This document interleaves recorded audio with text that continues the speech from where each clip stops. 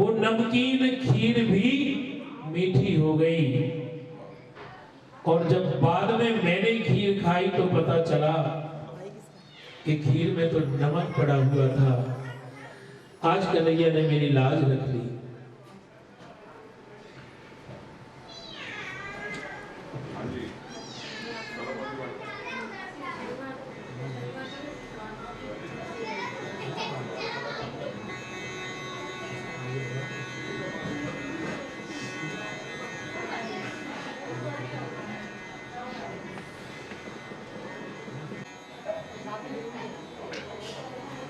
इसलिए जब भी भोजन बनाए भगवान का चिंतन करें, भगवान का स्मरण करें। भोजन बड़ा स्वादिष्ट बनेगा, भगवान को भोग लगाएं। मन में अगर क्रोध हो, बुरे विचार हो, ईर्ष्या हो, द्वेष हो, उस समय भोजन नहीं बनाना चाहिए, क्योंकि वही विचार भोजन में मिल जाते हैं। बोलो राधे राधे। एक और गोपी बोली, चौथी गोपी बोली कि सखी क्या बताऊं, मैं दूध दही बेचने के लिए निकली थी, ना जाने मुझे क्यों ऐसा लगा कि कन्हैया मेरी मटकी में बैठा है, मटकी में छिपा है। और सचमुच जब मैंने मटकी उतार करके देखा तो मटकी में लाला के दर्शन हुए। अब बताओ सखी, जब मटकी में मैंने कन्हैया को देखा तो मैंने सोचा कि अब कन्हैया को कैसे बेचें, इसलिए बिना माखन और दूध दही बेचे मैं अपने घर वापस आ गई। तो मेरी सास ने मुझे बहुत डांट लगाई।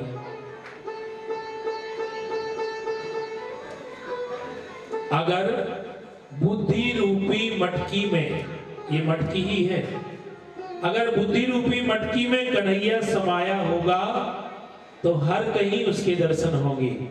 बोलो राधे राधे। गोपियां हर कार्य करते हुए, सभी कामों को करते हुए हर समय श्री कृष्ण का ही चिंतन किया करती थी।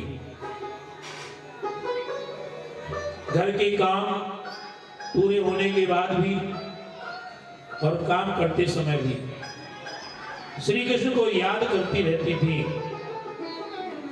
संत महात्माओं को तो भगवान को याद करने के लिए, सुमरण करने के लिए प्रयत्न करना पड़ता है, लेकिन गोपियां तो भूलने का प्रयत्न करने के बाद भी नहीं भूल पाती थी। भगवान श्री कृष्ण ने उनके मन को ऐसा आकर्षित कर लिया था। माखन चोरी की लीला इसी उद्देश्य से की थी कि गोपियों के मन को चुरा सके। और जो भगवान की कथा में तन्मय हो जाए, जो श्री कृष्ण की लीला में जो व्यक्ति अपने मन को एकाग्र कर ले, वही गोपी है। गोपी कोई नारी नहीं है, स्त्री नहीं है, चाहे वो पुरुष हो, पुरुष शरीर में हो या स्त्री शरीर में, जिसके मन में भगवान का चिंतन है, जो भगवान की लीलाओं का स्मरण करता है, जिसके मन में समर्पण है भगवान के प्रति, वही गोपी है। जिसने भगवान की कथा को पी लिया है, जो निरंतर अपने मन को भगवान के चिंतन में लगाए रखता है, वही गोपी है। माखन चोरी के बहाने कन्हैया गोपियों का चित्त चुराते हैं। यही माखन चोरी की लीला का उद्देश्य है। ऐसे ही कन्हैया अनेकों लीलाएं करते हैं और हर लीला में एक ना एक उद्देश्य छिपा है। भक्तजनों, मानव तन का उद्देश्य है भगवान की कथा श्रवण करना और ज्ञान प्राप्त करके अपने मन को एकाग्र करना, भगवान की भक्ति में लगाना। ये काम पशु नहीं कर सकते। केवल मानव तन में हम कर सकते हैं। मानव तन के द्वारा, इस मानव शरीर के द्वारा हम भगवान की कथा सुन सकते हैं, सत्संग सुन सकते हैं, जिससे विवेक की प्राप्ति होती है। बिनु सत्संग विवेक न होई, राम कृपा बिनु सुलभ न सोई। विवेक और ज्ञान की प्राप्ति कर सकते हैं और सेवा कर सकते हैं, और इसी शरीर के द्वारा हम भगवान का ध्यान सुमरन कर सकते हैं और मुक्त हो सकते हैं। भक्तजनों, आप सब बड़े भाग्यशाली हैं जो भगवान की कथा में बैठे हैं। भगवान जिन्हें चुनते हैं वही कथा में आ पाते हैं। जनता जिन्हें चुनती है वो कहां बैठते हैं? संसद में। तो कहते हैं जनता जिन्हें इलेक्ट करती है वो संसद में बैठते हैं, और हमारे बांके बिहारी जिन्हें सिलेक्ट करते हैं वो कथा में बैठते हैं। बोलो राधे राधे। इसलिए आप सब बड़े भाग्यशाली हैं जो भगवान की कथा में बैठे हैं, कथा सुन रहे हैं। एक गोपी बड़ी तेज तर्रार थी, बहुत बुद्धिमान समझती थी अपने आप को। उसका नाम था प्रभावती। प्रभावती का लड़का भी कन्हैया की मंडली में शामिल था। बाल गोपाल चोर विद्या प्रचार मंडल के अध्यक्ष थे हमारे कन्हैया, और बहुत सारे उन्हीं की उम्र के बाल गोपाल उनके मंडली के सदस्य थे। और कन्हैया ने सबसे यही कहा कि देखो, हम सबके घरों में चोरी करेंगे। उनके मित्रों ने कहा कि अगर हम चोरी करेंगे और गोपियां हमें पकड़ लेंगी तो मारेंगे, घर में पता लगेगा, शिकायत होगी तो फिर पिटाई होगी। कन्हैया ने कहा कि हम पकड़े नहीं जाएंगे। बाल गोपालों ने, मित्रों ने कहा कि क्यों नहीं पकड़े जाएंगे? तो कन्हैया बोले कि मैंने अपने गुरु से एक मंत्र सीखा है, और उस मंत्र का जाप करते हुए जब हम माखन चोरी करेंगे तो कोई हमें देख नहीं पाएगा, पकड़ नहीं पाएगा। मित्रों ने कहा कौन सा मंत्र? कन्हैया बोले कफल्लम कफल्लम। कफल्लम कफल्लम कहते हुए हम चोरी करेंगे तो कोई हमें देख नहीं पाएगा, पकड़े नहीं जाएंगे। देखो, ये तो कन्हैया की लीला है। उन्होंने गोपियों के चित्त को चुराने के लिए लीला की थी, लेकिन हम ऐसा नहीं कर सकते। जो कन्हैया ने किया हम वो नहीं कर सकते, लेकिन जो कृष्ण ने कहा है हम वो कर सकते हैं। उन्होंने अर्जुन को गीता का ज्ञान दिया, हम उस ज्ञान मार्ग पर चल करके अपने आप को मुक्त कर सकते हैं। अगर हम चोरी करने लगे कन्हैया की तरह तो पकड़े जाएंगे, जेल में जाएंगे। कन्हैया चोरी करते थे तब भी गोपियां उन्हें प्रेम करती थी, क्योंकि उस चोरी का एक अलग ही भाव था, अलग प्रेम था, रस था। तो प्रभावती ने सोचा कि ये सबके घरों में चोरी करता है, मेरे घर में चोरी करके देखे फिर बताऊंगी। अब प्रभावती ने चैलेंज कर दिया, तो कन्हैया ने सोचा कि अब तो प्रभावती के घर में ही माखन चोरी करने के लिए जाना है। अब प्रभावती को पता लगा कि कल कन्हैया अपनी मंडली सहित मेरे घर में चोरी करने आएगा, क्योंकि कन्हैया ने सभी मित्रों से कह दिया था। धीरे धीरे ये खबर प्रभावती तक पहुंच गई, तो प्रभावती बैठ गई, चुप करके बैठ गई और इंतजार करने लगी रात में कब कन्हैया आए और मैं रंगे हाथों पकड़ूं। यशोदा मैया से भी कहकर आ गई थी कि मैं तुम्हारे लाला को रंगे हाथ पकड़कर दिखाऊंगी।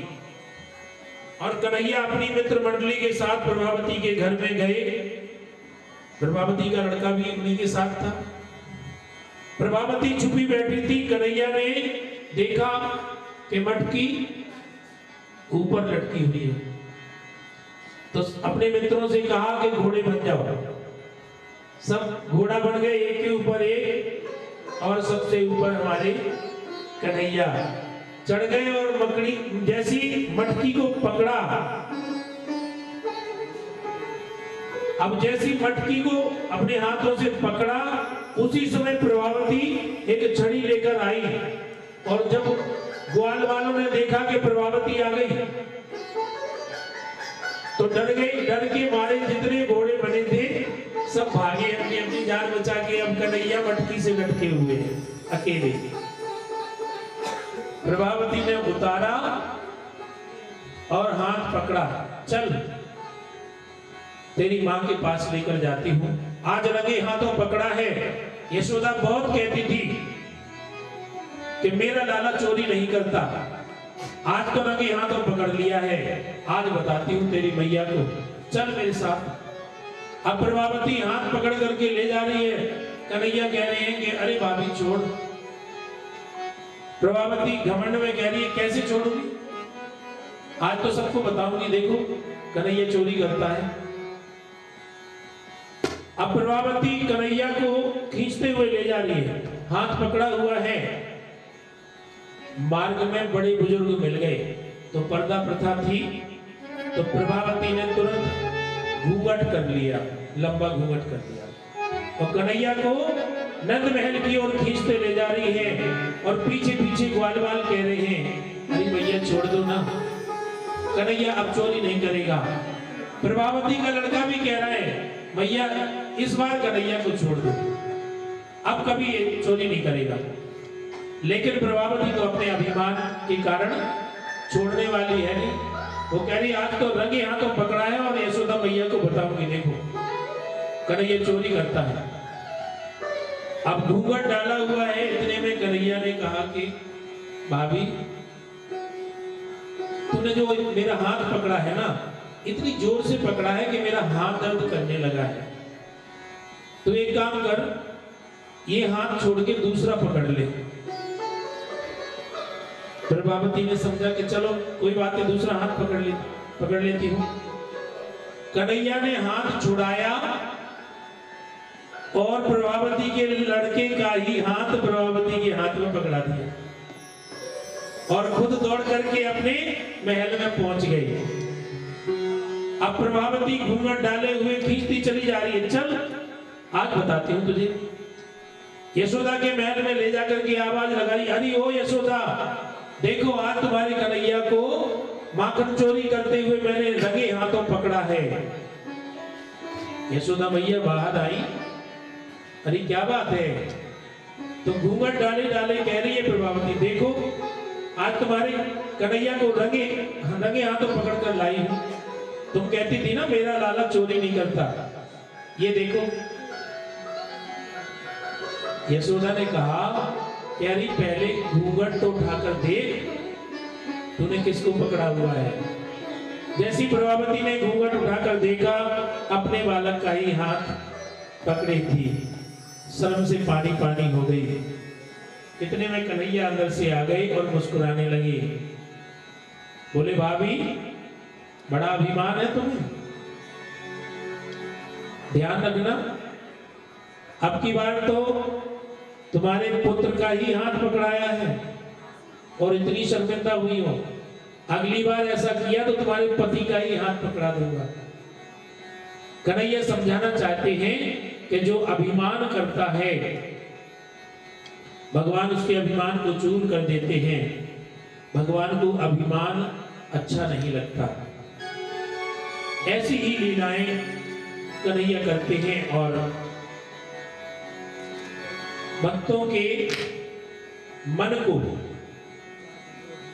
अपने आप में लगाना चाहते हैं। इसलिए ये सभी लीलाएं भगवान ने करी। ऐसी ही एक जो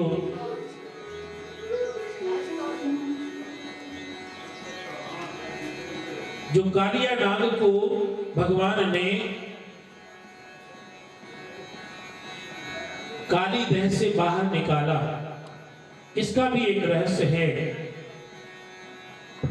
कालिया नाग है पाखंड और यमुना है भक्ति।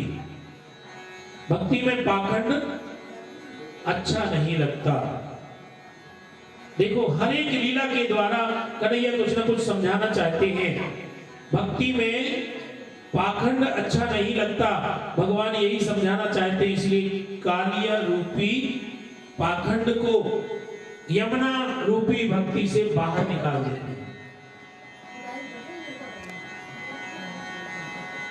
एक गोपी नई नई बहू थी और वो गोपी भगवान का चिंतन करती है, विचार करती है कि मुझे भी कन्हैया के दर्शन हो, लेकिन क्या करें। उस गोपी की सास उसे कहीं बाहर जाने ही नहीं देती। नई बहू की सास को यह डर लगा रहता कि मेरी बहू अगर कहीं गई तो कोई कुछ सिखा न दे इसे। इसलिए उस नई गोपी की सास उसे कहीं भी नहीं जाने देती। तो बेचारी गोपी भगवान का चिंतन करती रहती। किसी और गोपी ने उसे कोई उपाय बताया।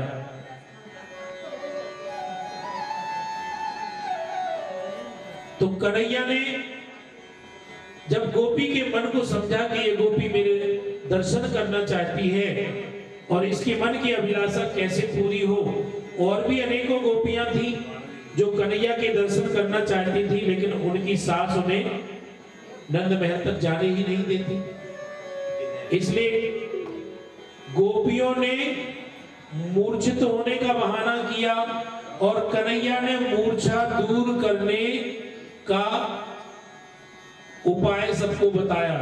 कन्हैया ने सब जगह खबर फैला दी अपने मित्रों में, गोपियों में, ग्वाल वालों में कि मैं मूर्छा दूर करने का मंत्र जानता हूं। अगर कोई मूर्छित हो जाए, बेहोश हो जाए, तो मैं उसकी मूर्छा दूर कर सकता हूं। इसलिए आए दिन कोई ना कोई गोपी मूर्छित होने लगी। अब जब कोई नई बहू, नई गोपी मूर्छित हो जाती तो तुरंत कन्हैया को बुलाया जाता और कन्हैया मूर्छा को दूर कर देते और चुपके से कान में कहते कि जल्दी से उठ जा, मैं तुझे रासलीला में बुलाऊंगा। ऐसी ही लीला करते। एक बार एक गोपी जो बहुत दिनों से भगवान का चिंतन कर रही थी और उसने सोचा कि मैं भी कन्हैया के दर्शन करूं, किसी बहाने कन्हैया मेरे घर आए। इसलिए काम करते करते, घर के काम करते करते अपनी सास के सामने ही चक्कर खा के धड़ाम से नीचे गिर पड़ी और बेहोश हो गई।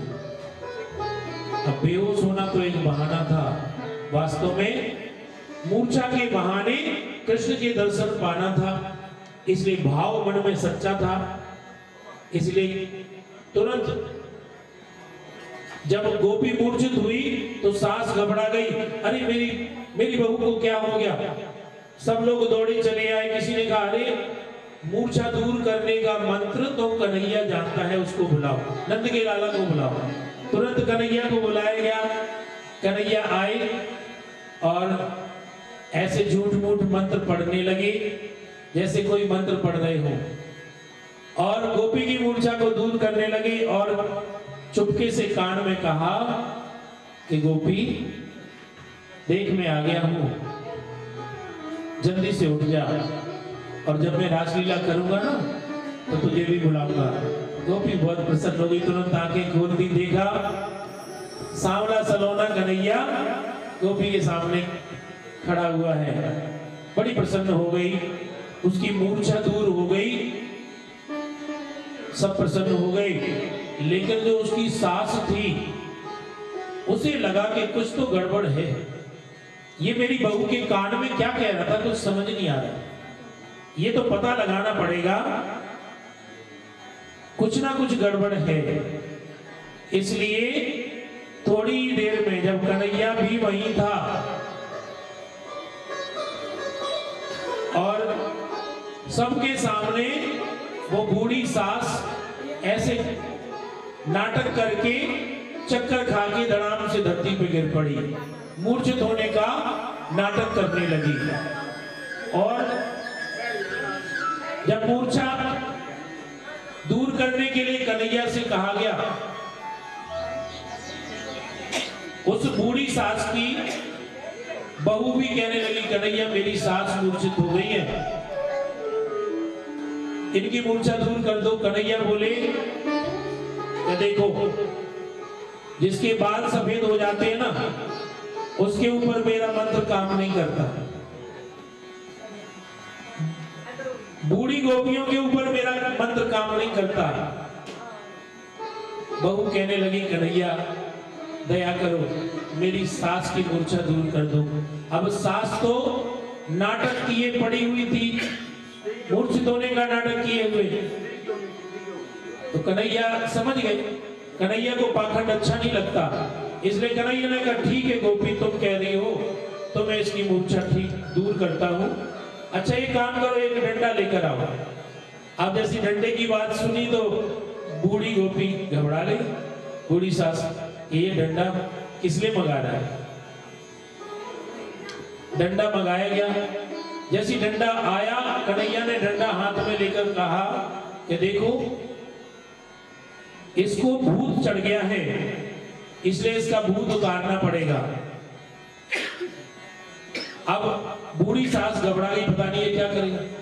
कन्हैया बोले, देखो इसको भूत चढ़ गया है, इसलिए इसका भूत उतारना पड़ेगा। और कन्हैया ने 4 डंडे लगाए जोर से। जैसी बूढ़ी सास को डंडे लगे, वो चिल्लाने लगी, अरे बचाओ, मुझे कोई भूत नहीं चढ़ा, मैं तो नाटक कर रही थी। कन्हैया बोले, देखो भूत बोल रहा है। 4 डंडे और लगाए। माफी मांगने लगी बूढ़ी सास, कन्हैया माफ कर दो, अब कभी नाटक नहीं करूंगी। कन्हैया खुद तो नाटक करते हैं, तो उसमें एक रहस्य है, लीला है, उद्देश्य है, लेकिन भक्तों के नाटक को पसंद नहीं करते, पाखंड को पसंद नहीं करते। कन्हैया यही समझाना चाहते हैं कि देखो, भक्ति में पाखंड अच्छा नहीं है। निर्मल मन जन सो मोहि पावा, मोहि कपट छल छिद्र न भावा। भगवान तो निर्मल मन को पसंद करते हैं। ऐसे ही श्री कृष्ण अनेकों लीलाओं को करते हैं, और गोपियां भी सांवले सलोने कन्हैया को अपने मन में बसा करके कहती हैं, नी मैनू सांवरा सलोना पसंद आ गया। ये सांवरा सलोना किस किस को पसंद आया है, जरा हाथ ऊपर करके बताओ। सबको आ गया ना?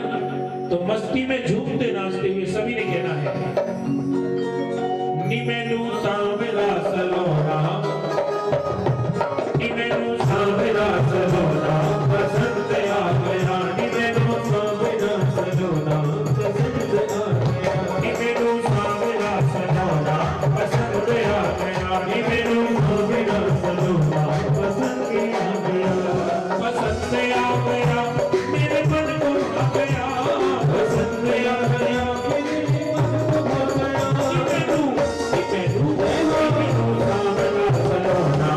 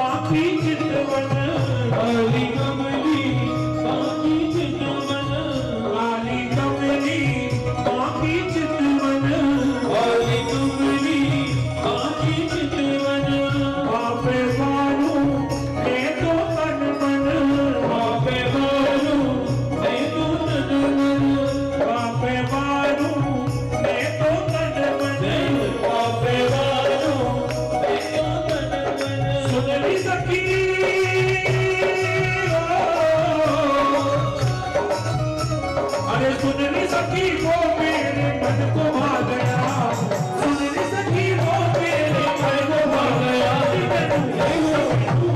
मैनू सावरा करो पसंद आ गया, मैनू सावरा करो पसंद आ गया।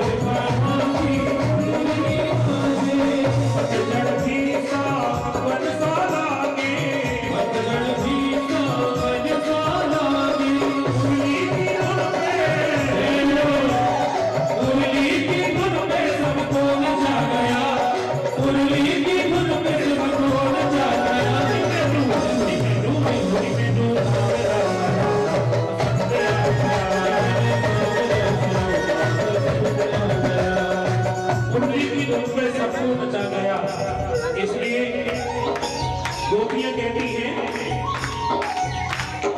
अरे बंसी बजाए गयो श्याम, अरे बंसी बजाए गयो श्याम, तेरे नाम मेरा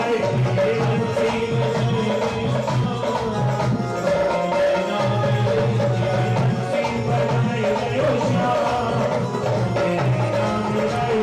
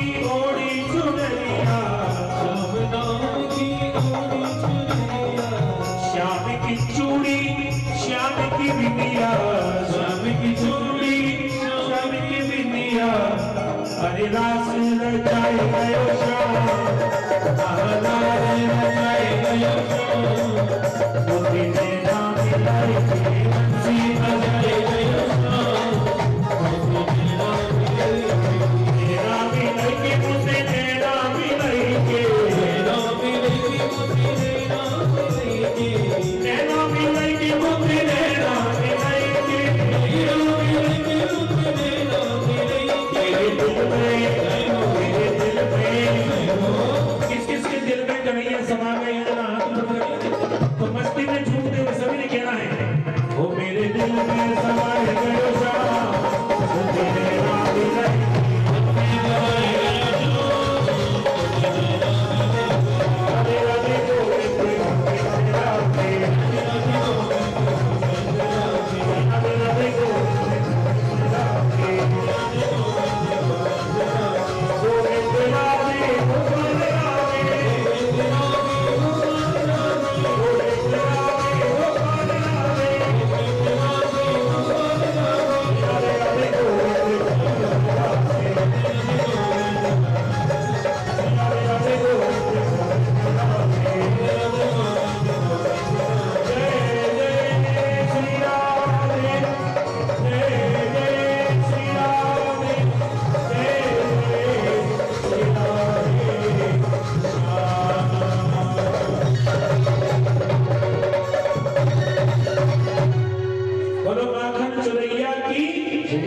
बंसी बजैया की, वृंदावन बसैया की, राधे राधे राधे। पड़ा है कि मेरा हाथ दर्द करने लगा है, तो एक काम कर, ये हाथ छोड़ के दूसरा पकड़ ले।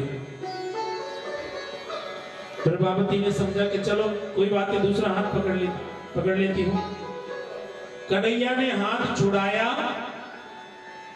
और प्रभावती के लड़के का ही हाथ प्रभावती के हाथ में पकड़ा दिया और खुद दौड़ करके अपने महल में पहुंच गई। अब प्रभावती घूंघट डाले हुए खींचती चली जा रही है। चल आज बताती हूं तुझे। यशोदा के महल में ले जाकर के आवाज लगाई, अरे ओ यशोदा, देखो आज तुम्हारे कन्हैया को माखन चोरी करते हुए मैंने रंगे हाथों पकड़ा है। यशोदा मैया बाहर आई, अरे क्या बात है? तो घूंघट डाले डाले कह रही है प्रभावती, देखो आज तुम्हारे कन्हैया को रंगे हाथों पकड़ कर लाई हूं। तुम कहती थी ना मेरा लाला चोरी नहीं करता, ये देखो। यशोदा ने कहा, कह रही पहले घूंघट तो उठाकर देख, तूने किसको पकड़ा हुआ है। जैसी प्रभावती ने घूंघट उठाकर देखा, अपने बालक का ही हाथ पकड़ी थी। शर्म से पानी पानी हो गई। इतने में कन्हैया अंदर से आ गए और मुस्कुराने लगे। बोले, भाभी बड़ा अभिमान है तुम्हें, ध्यान रखना अब की बार तो तुम्हारे पुत्र का ही हाथ पकड़ाया है और इतनी शर्मिंदा हुई हो, अगली बार ऐसा किया तो तुम्हारे पति का ही हाथ पकड़ा दूंगा। कन्हैया समझाना चाहते हैं कि जो अभिमान करता है भगवान उसके अभिमान को चूर कर देते हैं। भगवान को अभिमान अच्छा नहीं लगता। ऐसी ही लीलाएं कन्हैया करते हैं और भक्तों के मन को अपने आप में लगाना चाहते हैं। इसलिए ये सभी लीलाएं भगवान ने करी। ऐसी ही एक जो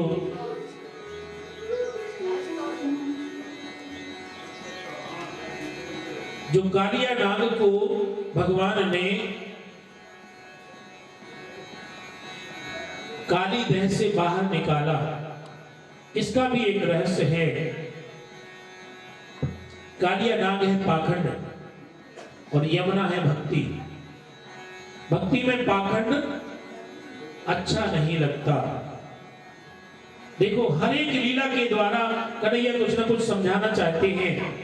भक्ति में पाखंड अच्छा नहीं लगता, भगवान यही समझाना चाहते हैं, इसलिए कालिया रूपी पाखंड को यमुना रूपी भक्ति से बाहर निकाल देते हैं। एक गोपी नई नई बहू थी और वो गोपी भगवान का चिंतन करती है, विचार करती है कि मुझे भी कन्हैया के दर्शन हो, लेकिन क्या करें। उस गोपी की सास उसे कहीं बाहर जाने ही नहीं देती। नई बहू की सास को यह डर लगा रहता कि मेरी बहू अगर कहीं गई तो कोई कुछ सिखा ना दे इसे,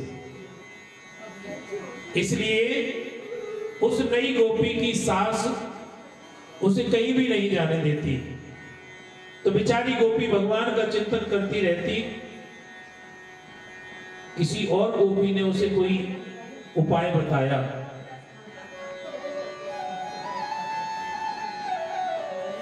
तो कन्हैया ने जब गोपी के मन को समझा कि ये गोपी मेरे दर्शन करना चाहती है और इसके मन की अभिलाषा कैसे पूरी हो, और भी अनेकों गोपियां थी जो कन्हैया के दर्शन करना चाहती थी, लेकिन उनकी सास उन्हें नंद महल तक जाने ही नहीं देती। इसलिए गोपियों ने मूर्छित होने का बहाना किया और कन्हैया ने मूर्छा दूर करने का उपाय सबको बताया।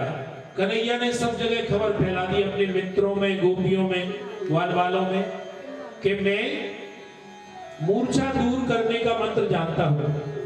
अगर कोई मूर्छित हो जाए, बेहोश हो जाए, तो मैं उसकी मूर्छा दूर कर सकता हूं।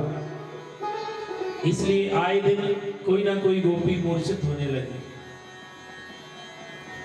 अब जब कोई नई बहू, नई गोपी मूर्छित हो जाती तो तुरंत कन्हैया को बुलाया जाता और कन्हैया मूर्छा को दूर कर देते और चुपके से कान में कहते कि जल्दी से उठ जा, मैं तुझे रासलीला में बुलाऊंगा। ऐसी ही लीला करते। एक बार एक गोपी जो बहुत दिनों से भगवान का चिंतन कर रही थी और उसने सोचा कि मैं भी कन्हैया के दर्शन करूं, किसी बहाने कन्हैया मेरे घर आए, इसलिए काम करते करते, घर के काम करते करते अपनी सास के सामने ही चक्कर खा के धड़ाम से नीचे गिर पड़ी और बेहोश हो गई। अब बेहोश होना तो एक बहाना था, वास्तव में मूर्छा के बहाने कृष्ण के दर्शन पाना था, इसलिए भाव मन में सच्चा था। इसलिए तुरंत जब गोपी मूर्छित हुई तो सास घबरा गई, अरे मेरी बहू को क्या हो गया। सब लोग दौड़े चले आए। किसी ने कहा, अरे मूर्छा दूर करने का मंत्र तो कन्हैया जानता है, उसको बुलाओ, नंद के लाला को बुलाओ। तुरंत कन्हैया को बुलाया गया।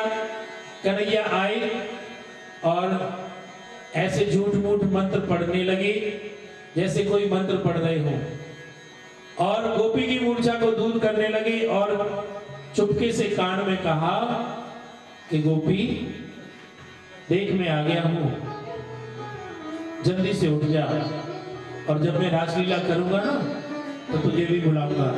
गोपी बहुत प्रसन्न हो गई, तुरंत आंखें खोल दी, देखा सांवला सलोना कन्हैया गोपी के सामने खड़ा हुआ है। बड़ी प्रसन्न हो गई, उसकी मूर्छा दूर हो गई, सब प्रसन्न हो गए।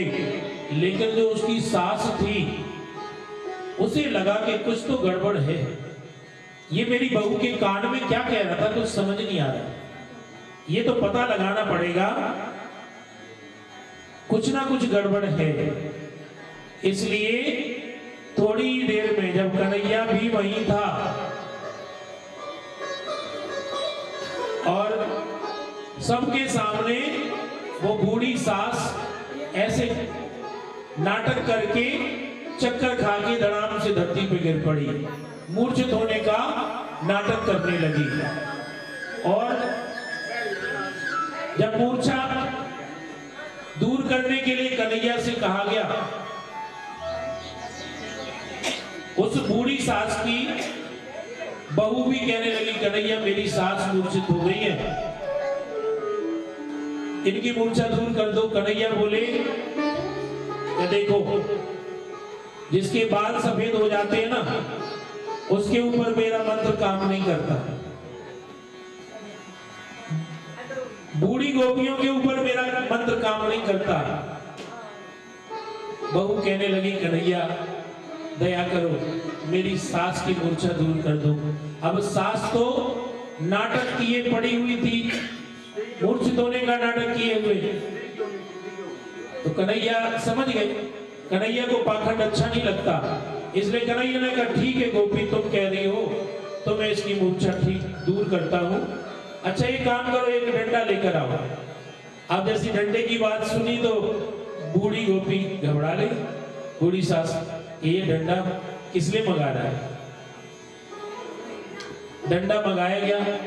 जैसी डंडा आया, कन्हैया ने डंडा हाथ में लेकर कहा कि देखो, इसको भूत चढ़ गया है, इसलिए इसका भूत उतारना पड़ेगा। अब बूढ़ी सास घबरा गई, पता नहीं ये क्या करेगा। कन्हैया बोले, देखो इसको भूत चढ़ गया है, इसलिए इसका भूत उतारना पड़ेगा। और कन्हैया ने 4 डंडे लगाए जोर से। जैसी बूढ़ी सास को डंडे लगे, वो चिल्लाने लगी, अरे बचाओ, मुझे कोई भूत नहीं चढ़ा, मैं तो नाटक कर रही थी। कन्हैया बोले, देखो भूत बोल रहा है। 4 डंडे और लगाए। माफी मांगने लगी बूढ़ी सास, कन्हैया माफ कर दो, अब कभी नाटक नहीं करूंगी। कन्हैया खुद तो नाटक करते हैं, तो उसमें एक रहस्य है, लीला है, उद्देश्य है, लेकिन भक्तों के नाटक को पसंद नहीं करते, पाखंड को पसंद नहीं करते। कन्हैया यही समझाना चाहते हैं कि देखो, भक्ति में पाखंड अच्छा नहीं है। निर्मल मन जन सो मोहि पावा, मोहि कपट छल छिद्र न भावा। भगवान तो निर्मल मन को पसंद करते हैं। ऐसे ही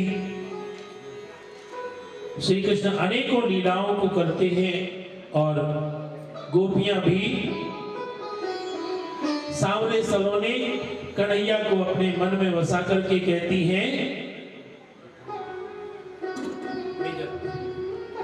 नी मैनू सांवरा सलोना पसंद आ गया।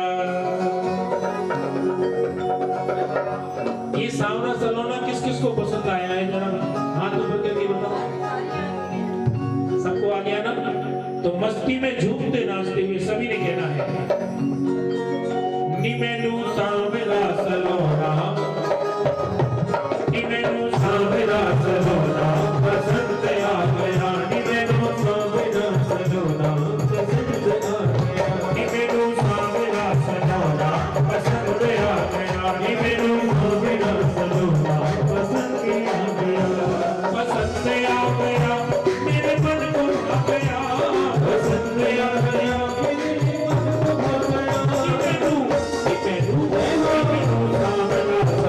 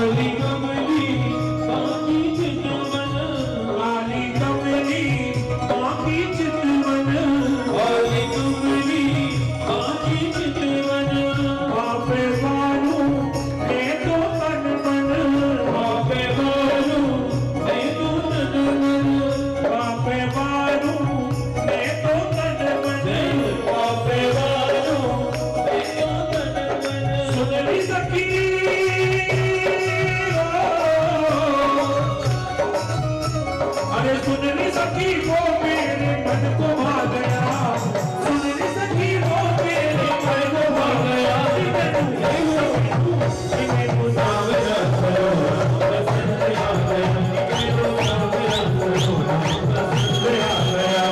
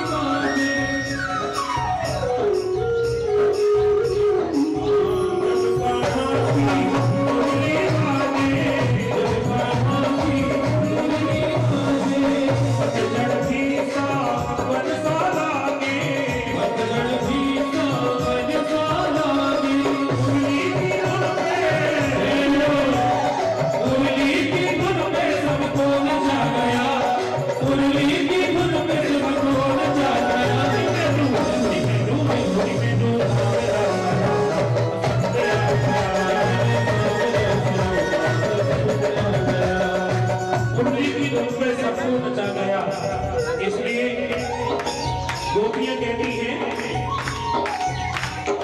अरे बंसी बजाए गयो श्याम, अरे बंसी बजाए गयो श्याम।